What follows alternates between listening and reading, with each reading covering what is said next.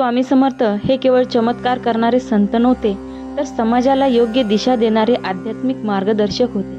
प्रत्येक सणामागील खरा अर्थ लोकांना समजावा, त्यातून जीवनात परिवर्तन व्हावे, हा त्यांचा उद्देश असे. होळीच्या सणाकडे पाहतानाही त्यांचा दृष्टिकोन अत्यंत गूढ, तत्वज्ञानपूर्ण आणि जीवनाला दिशा देणारा होता. होळी म्हणजे अंतःकरण शुद्धीचा उत्सव. स्वामी समर्थांच्या विचारांनुसार होळी हा फक्त रंगांचा किंवा आनंदाचा उत्सव नाही. होळी म्हणजे मनातील विकार जाळण्याचा दिवस. जशी होळीच्या दिवशी काडी कचरा, लाकूड, वाळलेली झाडे जाळली जातात, तसेच आपल्या अंतःकरणातील अहंकार, मत्सर, द्वेष, क्रोध, लोभ, स्वार्थ हे सर्व वाईट गुण जाळून टाकले जाते. स्वामी समर्थ म्हणतात, बाहेरची होळी वर्षातून एकदा पेटते, पण मनातील विकारांची होळी दररोज पेटली पाहिजे.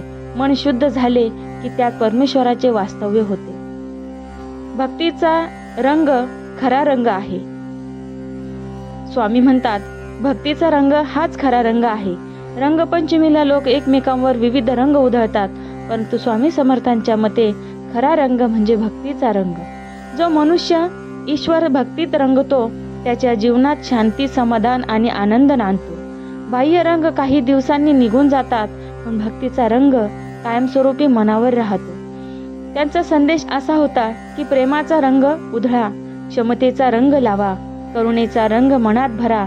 सत्य जीवनाला खऱ्या अर्थाने रंगीत आणि सुंदर बनवते. स्वामी म्हणतात, अहंकाराची होळी करा. स्वामी समर्थ नेहमी अहंकाराला सर्व दुःखाचे मूळ मानतात. त्यांच्या मते होळीच्या निमित्ताने सर्वात आधी अहंकाराची होळी करणे आवश्यक आहे.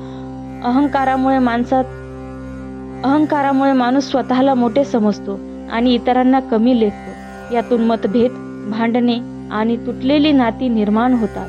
होळी म्हणजे मी पण जाळणे, स्वार्थाचा त्याग करणे, सर्वांशी समानतेने वागणे.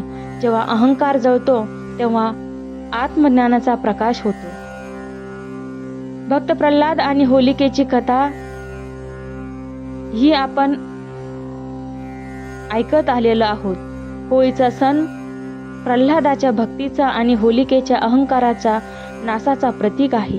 स्वामी समर्थांच्या विचारांनुसार प्रल्हाद म्हणजे श्रद्धा, भक्ती, तर होलिका म्हणजे अहंकार आणि दुष्ट प्रवृत्ती. भक्ती नेहमी जिंकते आणि अहंकाराचा नाश होतो. समाजासाठी मार्गदर्शन. स्वामी समर्थांच्या शिकवणीनुसार होळीच्या दिवशी जुने वैर विसरावे, कटुता दूर करावी, क्षमा मागावी आणि क्षमा द्यावी, प्रेमाने एकमेकांना भेटावे. होळीचा खरा उत्सव म्हणजे मनांची जवळीक. आध्यात्मिक होळी रोजच्या जीवनात महत्त्वाची आहे. स्वामी समर्थांनी सांगितले आहे, सण हा केवळ एका दिवसापुरता मर्यादित नसावा.